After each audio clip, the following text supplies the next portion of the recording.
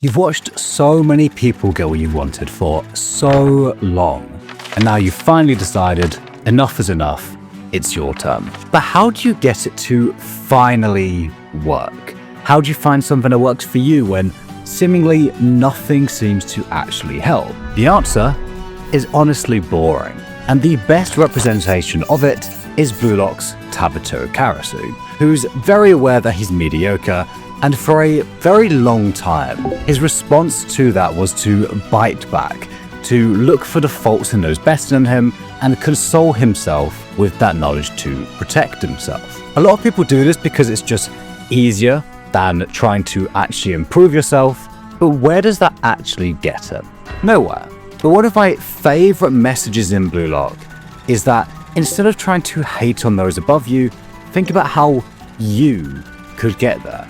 Realize that there's no reason it can't be you.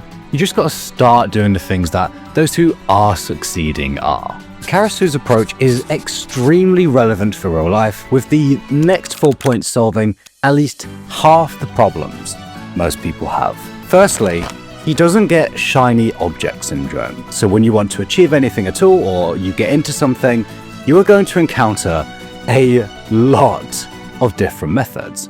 Nowadays, if you spend more than 5 minutes online, you're going to get told to try 50 different things. And jumping between them is the absolute worst thing you can possibly do, because you won't get anywhere with any of them. People are very keen to try and jump ship because it's easier than sticking with something even when it's not producing results yet. Unfortunately, that magic shortcut you're looking for probably doesn't exist.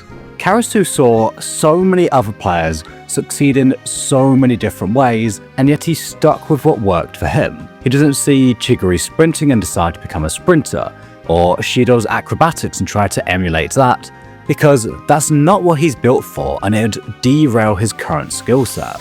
It's not that he's closed-minded, that he'd never change his approach and refuse to take anything on board. Rather, it's that he understands that you can't do everything, and trying to often backfires.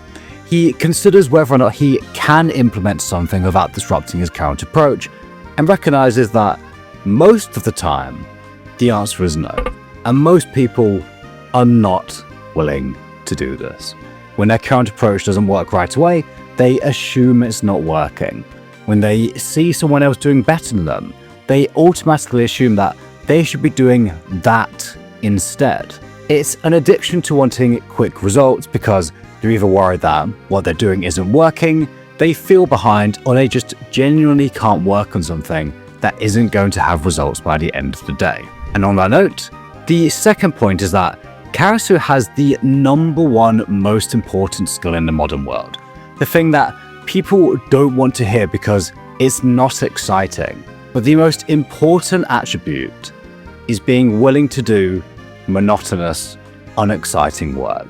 He does the boring yet important stuff for his team that makes up a lot of success. He's this unassuming defensive midfielder that holds the team together for the strikers to do their job. A role that is not flashy or the kind of thing that puts him in the spotlight, but obviously you need players like that in a team, and you definitely need that skill on an individual level for absolutely any pursuit whatsoever. To not be dependent on constant rewards, to be able to continue to do the work even when it's currently not bringing much glory or excitement, because that's reality. A lot of the time in anime, and especially Blue Lock, you get these super hyped up training sequences. Everyone going all out, everyone excited and motivated all the time. But the ones who actually succeed are really just the ones willing to keep going once the novelty wears off. Nagi is the best example. Whilst extremely talented, he completely lacks the skill. He will only play when he's excited and just refuses to push through boredom. This one skill alone would arguably have turned him into the best player in the whole project. It's also probably the skill you struggle with the most. I can safely say I wasted years of my life being incredibly frustrated at myself for not developing this earlier. You know, just giving into quick, mindless dopamine, like just scrolling all day, which is why I started to use an app called Reset, which will literally force you to be productive in order to earn your screen time.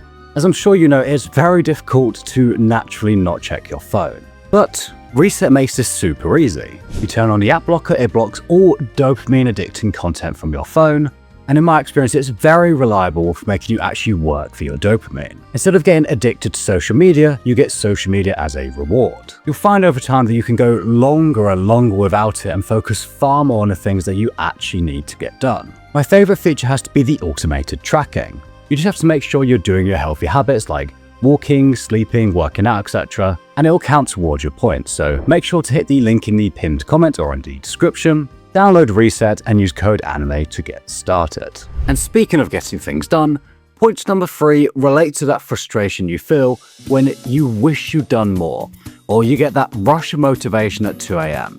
Karasu's just been steadily improving the whole time, whilst we see others panic and lose their minds a bit when things don't go their way or they have one setback. You see this a lot in real life. People burn out because they've been doing something for a few months and not got the results they expected yet.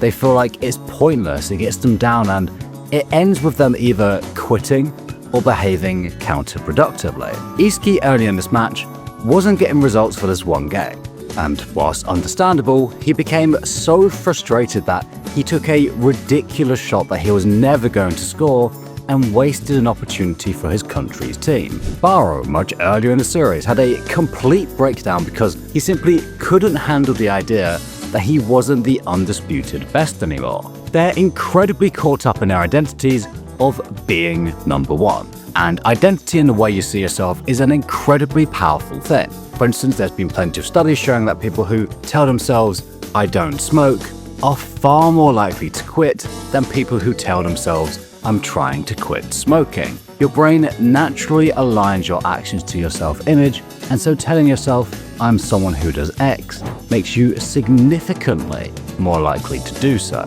But the issue comes when instead of a behavior you do, instead you attach yourself to something out of your control, such as, "I'm the greatest striker." Because instead of altering your behavior, it tends to just alter your expectations. It leads to a complete lack of resilience towards the inevitable failures along the way because they feel like personal catastrophes. Iski was thrust into being Blue Lock's number one pretty suddenly. It's a reputation that he clearly wasn't comfortable with yet, but he still thinks he has to defend it no matter what.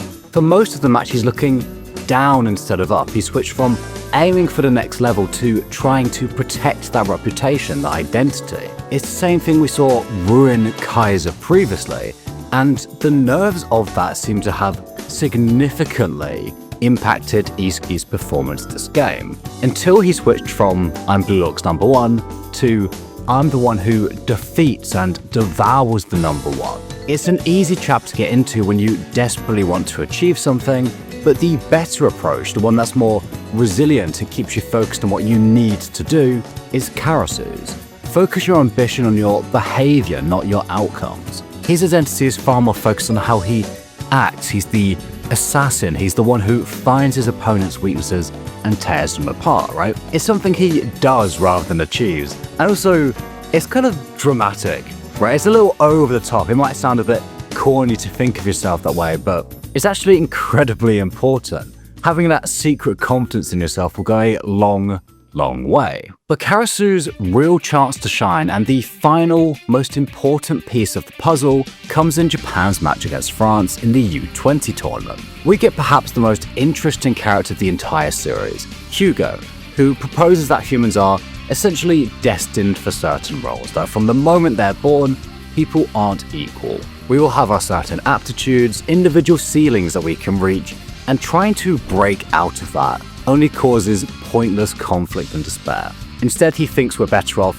living in accordance with our suitability. It's a philosophy that sounds quite defeatist on the surface, but Hugo makes it clear that it very much isn't. That it's just about following what you're naturally inclined towards and being realistic about it. And his philosophy certainly has some merit. I've spoken in depth about it before in a previous video, but whilst I won't deny that talent does play a role, especially at higher levels, I think the fundamental flaw of it all is that being too realistic is often a huge mistake.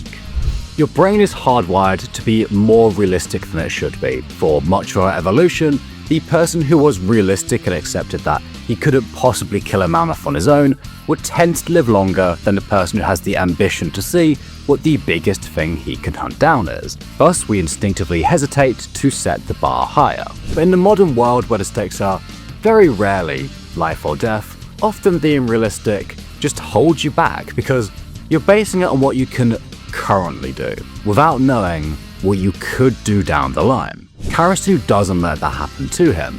In the third selection, we saw him directly challenge the two players ranked higher than him in Rin and Shido with absolutely zero hesitation. However, jumping ahead to the U20 tournament, with Japan finding no openings whatsoever against the tournament favourites and all of their pre-game plans falling apart, he changed his approach. He takes on board Hugo's philosophy and dedicates himself to being the second best, to fulfilling his ideal role. He gives up his ambition of being a goal scorer to instead change for Blue Lock's sake. And on the surface, that seems to contradict everything I've said so far. It's as though he's jumping ship after one loss to a new strategy, the whole mindset of not accepting your weaknesses and striving for more than what you have, but it's the reason he does it that's key. It's not a quick decision made out of fear or anxiety at falling behind, like we've often seen from weak players trying to cling to the stronger teammates. Instead, this is a switch that he knows will work better for him after a long time in his old approach. To go back to that intro about wanting it to be your turn, after seeing everyone else succeed for so long, this isn't him accepting where he is. It's him looking for a way for him to continue to win despite it all, rather than using it as an excuse to put a ceiling on how far he can go. And that's really the whole point. Everyone watching these people succeed around them is looking for the same thing, the thing that finally makes it click. And they want it to be some revelation, some technique they haven't tried yet, some version of themselves that's suddenly switched on, because that's easier. But it's not what actually works. Your brain wants the shortcut, it wants excitement, it wants to protect your ego from the risk of genuinely trying. But Karasu and everyone else you look up to just kept going when it wasn't working, just stayed consistent when it was boring whilst continuing to aim high. And that's it. That's the whole secret. So if you've been waiting for your turn, stop. Just start doing the boring thing consistently for longer than feels reasonable, and you'll be amazed how far that actually gets you.